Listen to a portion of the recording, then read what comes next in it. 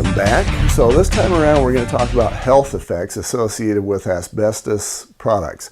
Now sometimes you'll hear the term ACM, asbestos containing materials, and I want you to just have that in the back of your head so that if we're talking asbestos and then somebody goes to ACM, you'll know what they're talking about. You know they're still on the subject. I've spent some time in the health safety engineering business, as I mentioned earlier, and in that business we often talk about different ways for contaminants or hazardous materials to get into the body. There is inhalation, which means it goes in through your nose and mouth, gets into your lungs. That's one pathway. Then you have ingestion, which basically means somebody is eating or drinking the material, and then it gets into your system that way, through the stomach, through the intestines, where it's absorbed and it goes in through the body. For example, if you're talking about mercury in fish, then that's going to be an ingestion sort of a pathway. The mercury goes, somebody eats the fish with the mercury, goes in the stomach, and then you got mercury through your system. That's ingestion. Then you've got absorption. And I have an example of that.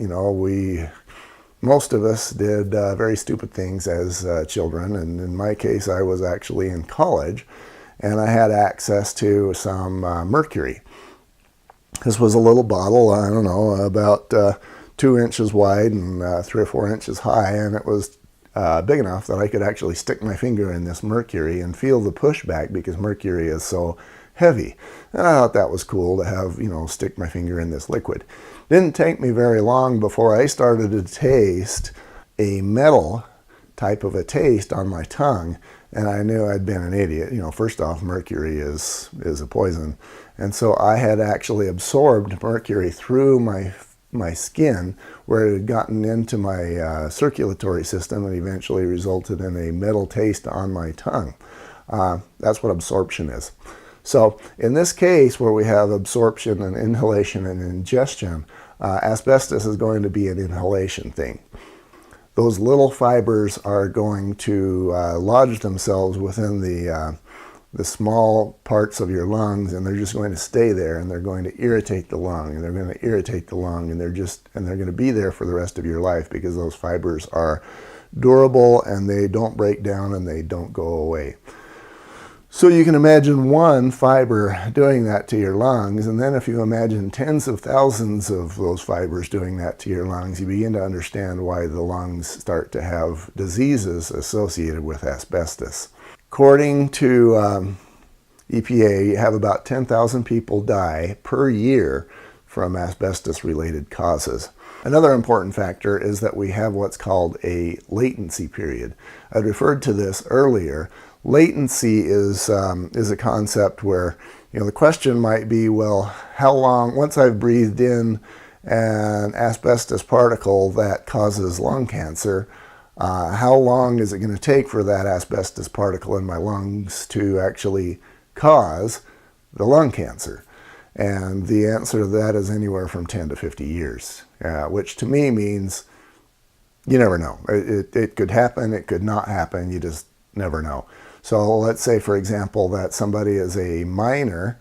They're in an asbestos mine. Maybe they're 20 years old and they're breathing in all this asbestos. How long do they have? Well, anywhere from 10 to 50 years. So based on that math, they could die when they're 30 or they could die when they're 70.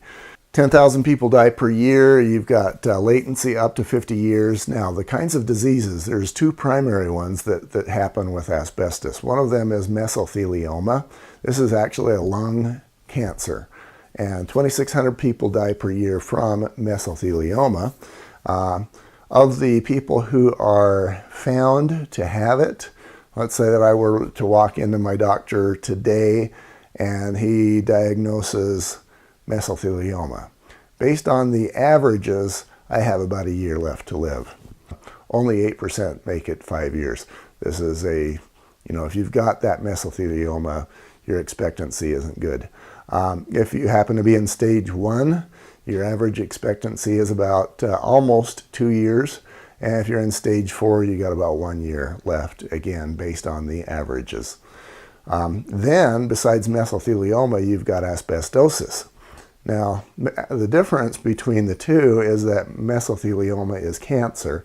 Asbestosis is just that your lungs are trash.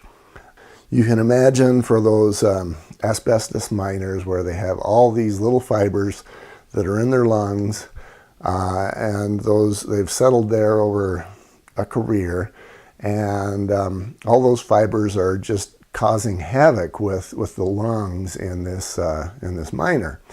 And what's happening is you're getting scarring of those lung tissues. And imagine it in these tens of thousands of small locations, you don't have much left of your lungs. But yeah, there is no cure for that. Typically, when you've got asbestosis, it's going to be a chrysotile thing. Because again, that's the one that's a little bit less hazardous than the amosite and the crock. Then you can have some other types of asbestos-related cancers. You can actually have lung cancer directly, which is different than mesothelioma. You can have ovarian cancer, and then laryngeal cancer, cancer of the larynx. And, you know, it's easy to understand how you could have cancer here if you're breathing all of those asbestos particles.